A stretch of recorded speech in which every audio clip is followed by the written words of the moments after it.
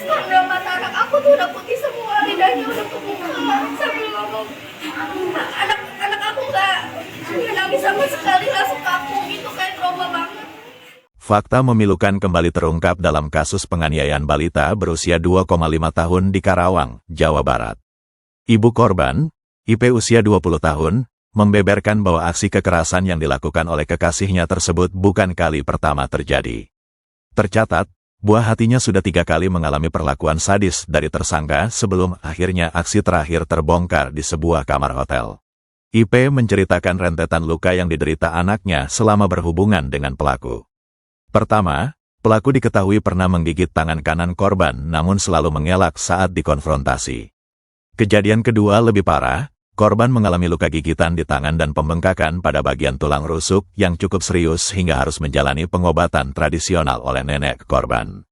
Puncak kesadisan pelaku terjadi pada Kamis tanggal 12 Februari tahun 2026 dini hari, di mana korban dipukul bagian matanya dan lidahnya ditarik menggunakan tang hingga sobek. Saat kejadian, pelaku sempat mencoba membangun skenario bohong dengan menyebut korban terjatuh sendiri hingga tersungkur. Pelaku bahkan berlagak menjadi korban dengan marah-marah dan bersujud sambil menuduh IP selalu menyalahkannya. Namun, IP yang curiga melihat pelaku membuang sesuatu ke kolong tempat tidur menemukan kain hitam berisi tang dan jarum besar sebagai barang bukti utama. Kasih Humas Polres Karawang, Ibda Cep Wildan, menyatakan bahwa berdasarkan hasil pemeriksaan awal, motif tersangka melakukan perbuatan keji tersebut adalah karena emosi yang tidak terkendali. Pelaku mengaku kesal dan kehilangan kesabaran setiap kali mendengar suara tangisan korban yang terus-menerus. Saat ini, pihak kepolisian telah menetapkan pelaku sebagai tersangka dan melakukan penahanan guna proses hukum lebih lanjut. Selain mengamankan barang bukti berupa tang dan jarum, polisi juga telah memeriksa sejumlah saksi kunci. Tersangka kini terancam hukuman maksimal 5 tahun penjara berdasarkan pasal 80 ayat 2 Undang-Undang Nomor 35 Tahun 2014 tentang Perlindungan Anak sebagaimana telah diubah dengan Undang-Undang Nomor 1 Tahun 2026. Sementara itu, korban dipastikan mendapatkan perlindungan serta pendampingan psikis intensif untuk memulihkan trauma mendalam yang dialaminya. Sama pacar saya, kemudian check-in itu jam 1 kan. Nah udah kayak gitu, anak saya nggak langsung tidur, saya kasih HP, dia masih aktif tuh. Udah kayak gitu, si laki-laki itu ngechat aku, katanya udah tidur belum, katanya gitu.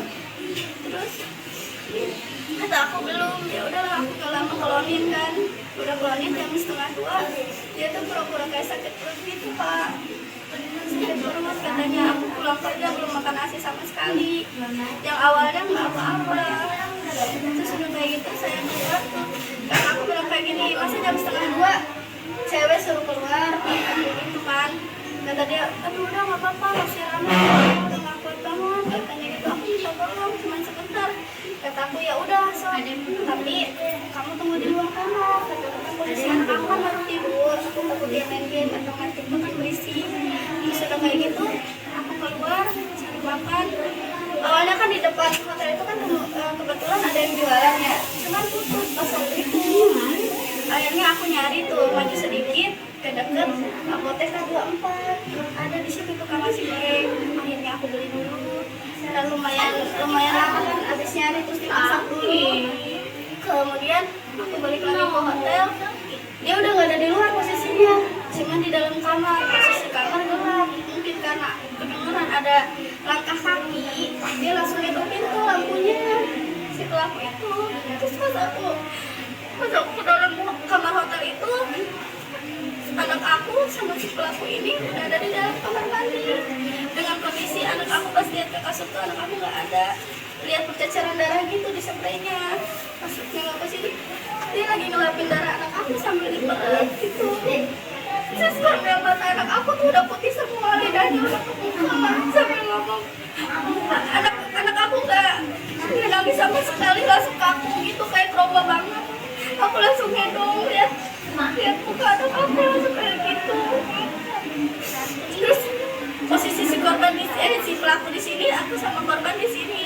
Kata aku gini, itu apa yang di kantong kamu gitu kan, kayak tang gitu. Terus pas diginiin, dia kayak manipulasi gitu, apa aku lagi yang disalahin katanya gitu.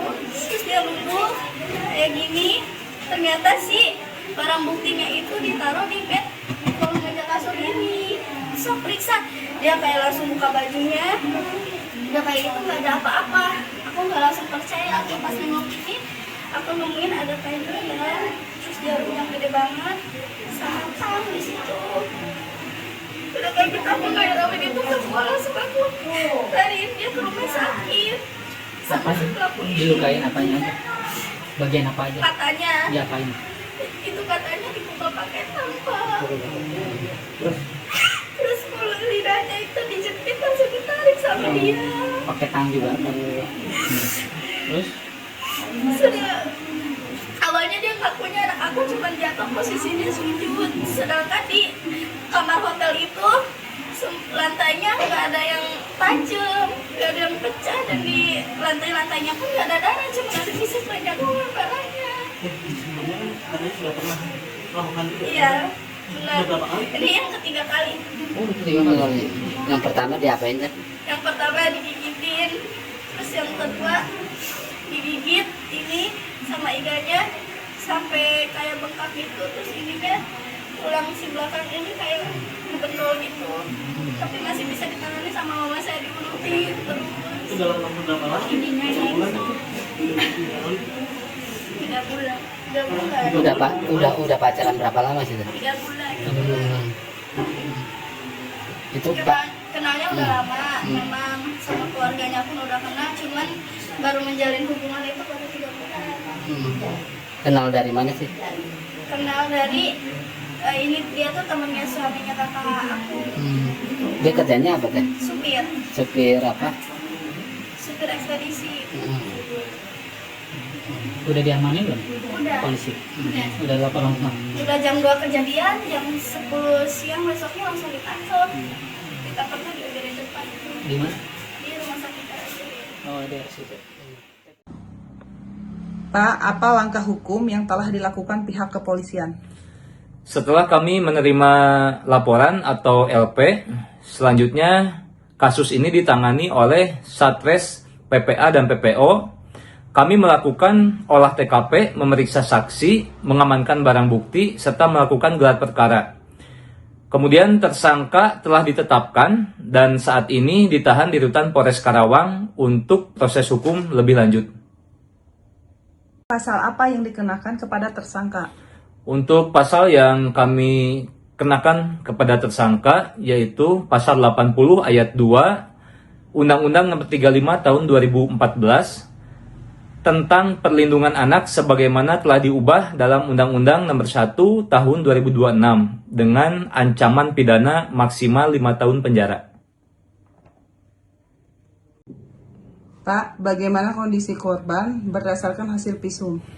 Berdasarkan hasil visum et repertum yang dilaksanakan di RSUD Karawang, korban mengalami luka robek pada lidah dan luka berat pada mata sebelah kiri yang berpotensi menyebabkan kebutaan. Saat ini korban mendapatkan penanganan medis dan pendampingan psikologis dari instansi terkait. Apa yang dapat disampaikan terkait kasus kekerasan terhadap anak ini, Pak? Kami sangat prihatin atas peristiwa ini. Korban masih berusia 2,5 tahun dan mengalami luka yang sangat serius. Ini adalah tindakan yang tidak manusiawi dan kami sangat tidak mentolerir adanya kejadian ini. Kami dari Polres Karawang hadir untuk memastikan korban mendapatkan perlindungan dan keadilan serta pendampingan dari instansi terkait. Pesan kepolisian kepada masyarakat. Tentunya kami dari Polres Karawang mengajak seluruh masyarakat Kabupaten Karawang untuk lebih peduli terhadap keselamatan anak-anak di lingkungan sekitar. Jika mengetahui adanya kekerasan terhadap anak, segera laporkan kepada pihak yang berwajib. Kemudian kami dari Polres Karawang berkomitmen untuk menindak tegas setiap bentuk kekerasan terhadap anak sesuai hukum yang berlaku.